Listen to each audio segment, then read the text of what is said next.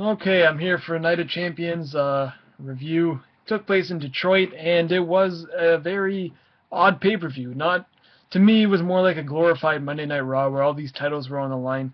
Not to mention, to kick off the show, you had what you've been having for the past month, is Triple H coming out and cutting a promo just for no reason. I guess there was only 6 matches announced, and one match that was, I guess, unannounced with Fandango and The Miz, which had no title or anything on the line.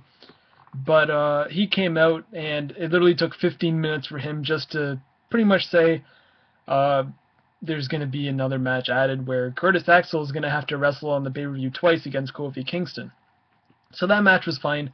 I think a lot of people downplay Kofi because, he's not all that bad of a wrestler. It's just he's been booked to be such a geek over the past, pretty much his whole career, pretty much after the whole Orton thing.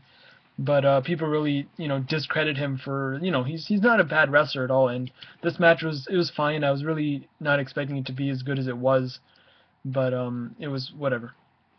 And then let's just see what the next match was. I think it was a Divas match. Was after that a Fatal 4-Way for the Divas Championship. And honestly, I expected this match to be nothing short of a train wreck. And to be quite honest, it was exactly that. It was nothing short of a train wreck. There was one spot where was it Nikki was on top of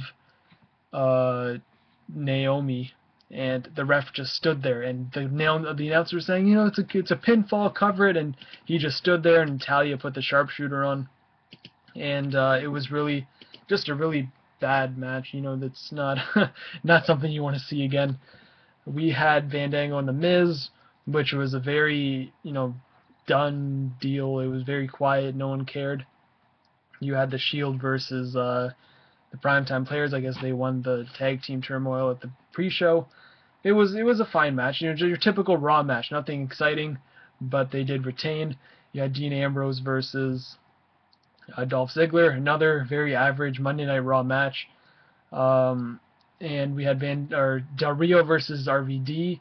This match was it was fine. It was better than your typical Raw match, which is a lot of this stuff was. It was your typical Raw matches, but this one exceeded the limits to a very slight bit.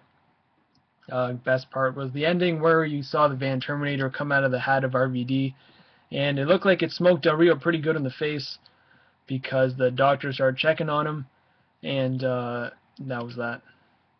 And we had CM Punk versus Curtis Axel, Paul Heyman.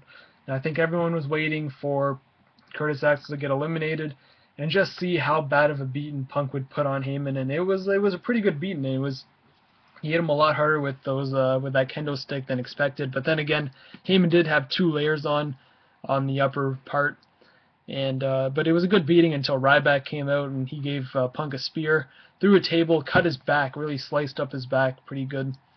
And Heyman got the pinfall. Punk refused medical attention. I guess he was so embarrassed that he got pinned by Paul Heyman. And I don't know, people were saying that this was going to be the end of Paul Heyman, like he was going to take some time off. But I guess that was if CM Punk just gave him the beating of a lifetime. But I guess since he won, the plus side would be that Paul Heyman is going to stick around for a little bit longer, which is always very good. The WWE Championship match, Randy Orton versus Daniel Bryan. Now this match was something else, because I did not understand the fact that no titles changed hands this whole night.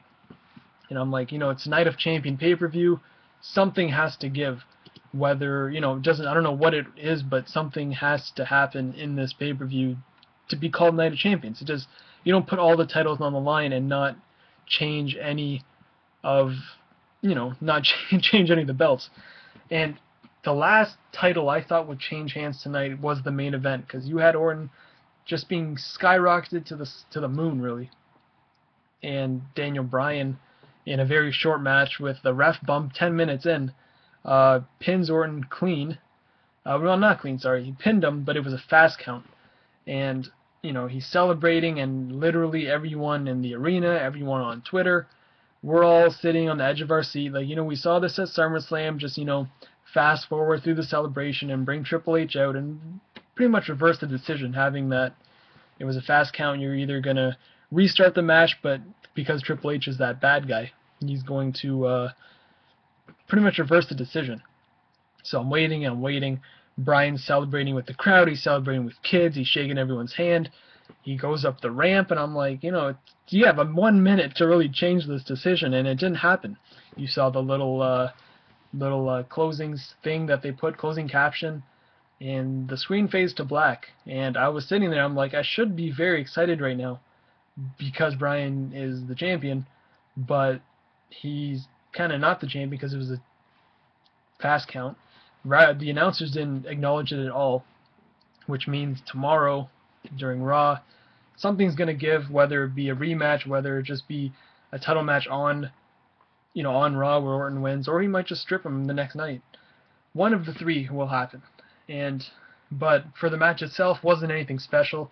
But to me, it seems like the time when Bryan's going to get his real run as champion, because I'm sure this isn't going to be his real run, but the time where he beats Orton or whoever's champion clean in the middle, 3 count, no bullshit involved, he's going to be like a 5-time champion, because they're going to take the belt, put it on him, take the belt, put it on him, and every time they do that, he's technically champion. So by the time he actually wins it, by the time he's actually defending it, he's already going to be a 4 or 5-time WWE champion, and that kind of discredits the title in general, because it's been going back and forth for so long. Well, since SummerSlam, you had Cena, Orton, and Bryan, 3 champions in a span of 1 pay-per-view from August to September.